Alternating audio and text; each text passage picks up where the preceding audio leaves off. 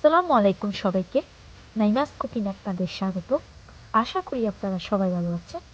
আমি আল্লাহর রহমতে অনেক ভালো আছি।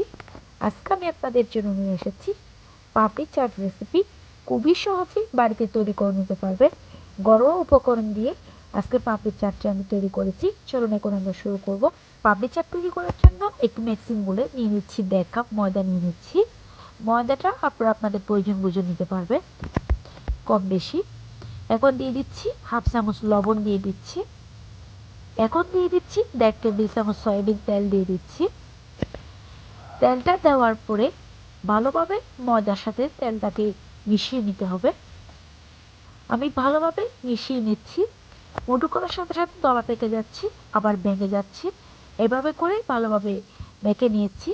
এখানে আমি হাফ কাপ পানি নিয়েছি। একটি শক্ত ডো তৈরি করে নিচ্ছি আমি। সাধারণত আমরা পরোটা রুটি বেলার জন্য যেরকম ডো তৈরি করে থাকি তার থেকে একটু শক্ত করে ডোটাকে তৈরি করে নিয়েছি। এখন আমি এটাকে 15 মিনিটের জন্য একটু রেস্টে রেখে দিচ্ছি ঢাকা দিয়ে। 15 মিনিট পর ঢাকাটা উঠিয়ে নিয়েছি। এরপরে আমি হাত দিয়ে আরও 2 মিনিট একটু মতে নিয়েছি। এখন আমি ডোটার থেকে একটু ছোটো ছোটো করে লিচি কেটে নিচ্ছি। আমার এখানে মোট 5টা লিচি হয়েছে। এখন আমি এখান থেকে একটা লিচি নিয়ে একটা রুটি বেলে নিচ্ছি। পাতলা করে একটা রুটি বেলে নিতে হবে। দেখুন আমি পাতলা করে একটা রুটি বেলে নিয়েছি। এখন পাপড়িগুলো কাটার পালা। পাপড়িগুলো কাটার জন্য এখানে একটা আমি স্টিলের গ্লাস ব্যবহার করেছি। যদি আপনাদের হাতের কাছে কুকি কাটার থাকে তাহলে আপনারা কুকি কাটা দিয়ে এই কাজটা করে নিতে পারবেন আর সহজভাবে। যদি কুকি কাটার না থাকে তাহলে আপনারা একটু কোটর ঢাকা দিয়েও এই কাজটা করে নিতে পারেন। দেখুন কত সহজে আমি পাপড়িগুলো কেটে নিয়েছি। বাড়তি অংশগুলো ফেলে দেওয়ার কোনো প্রয়োজন নেই। আবার যখন রুটি বেলবো তখন সাথে দিয়ে দিব। এভাবে করে সবগুলো পাপড়ি আমি গ্লাস দিয়ে কেটে নিয়েছি। দেখুন আমি প্রথমে ছিদ্র করে দিইনি, এখন একটা কাঁটা চামচের সাহায্যে আমি ছিদ্র করে দিচ্ছি যাতে ভাজার সময় ফুলে না ওঠে। এই কাজটা অবশ্য করতে হবে। যদি ফুলে ওঠে তাহলে পাপড়িগুলো মচমচে হবে না। সবগুলোর গায়ে আমি কাঁটা চামচ দিয়ে ছিদ্র করে দিয়েছি। আমি আগে থেকে একটি প্যানের মধ্যে পর্যাপ্ত পরিমাণ সয়াবিন তেল গরম করে নিয়েছি। এখন কিছু পাপড়ি দিয়ে দিয়েছি। চুলার আঁচটা একেবারে লোতে রেখে এই কাজটি করতে হবে, তা নাহলে পাপড়িগুলো মচমচে হবে না। এই পাপড়িগুলো ভাজা হয়ে গেছে, এগুলো আমি তেল থেকে উঠিয়ে নিচ্ছি। সেমভাবে সবগুলো পাপড়ি আমি একইভাবে ভেজে নিয়েছি। একটি পাপড়ি নিয়ে আপনাদেরকে একটু ভেঙে দেখাচ্ছি কতটা মচমচে হয়েছে। শব্দটা শুনে নিশ্চয়ই বুঝছেন কতটা মচমচে হয়েছে। এখানে আমি একটা বাটির মধ্যে 3 টেবিল চামচ টক দই নিয়ে নিয়েছি। এই টক দইটি আমি বাসায় তৈরি করেছি। এখানে 2 চামচ চিনি দিয়ে দিয়েছি, সামান্য একটু লবণ দিয়ে দিয়েছি। দেওয়ার পরে সবগুলো একসাথে ভালোভাবে মিশিয়ে নিচ্ছি। এটাকে ভালোভাবে মিশিয়ে এটাকে আমি একটা সাইডে রেখে দিব। দিচ্ছি। এই পাকে একটি প্যানের মধ্যে আমি পাপড়িগুলো সাজিয়ে নিচ্ছি। পাপড়িগুলো সাজানো হয়ে গেছে প্লেটে। এখন আমি এখানে একটি বড় সাইজের আলু সিদ্ধ করে নিয়েছি। সিদ্ধ করে ছোটো ছোটো করে কেটে নিয়েছি। এই পাপড়ির উপর আলুগুলো দিয়ে দিয়েছি।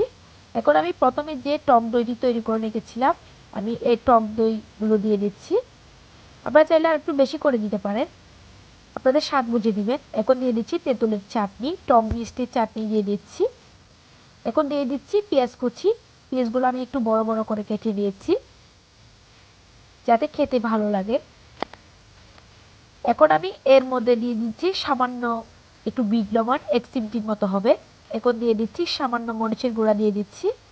এখন দিয়ে দিচ্ছি সামান্য জিরা গুঁড়া দিয়ে দিচ্ছি। এখন দিয়ে দিচ্ছি সামান্য চাট মশলার গুঁড়া দিয়ে দিচ্ছি।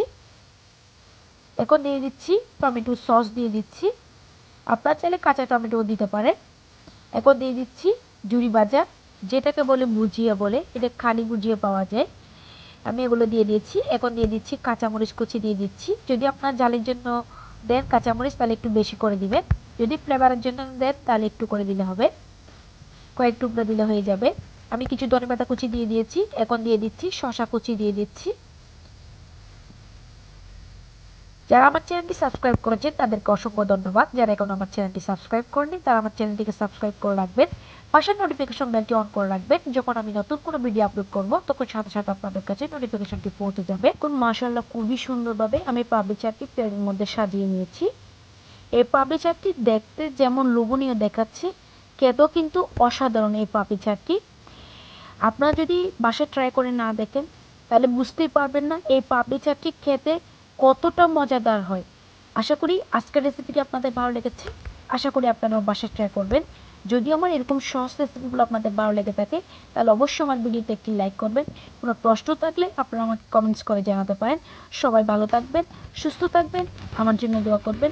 আল্লাহ হাফেজ।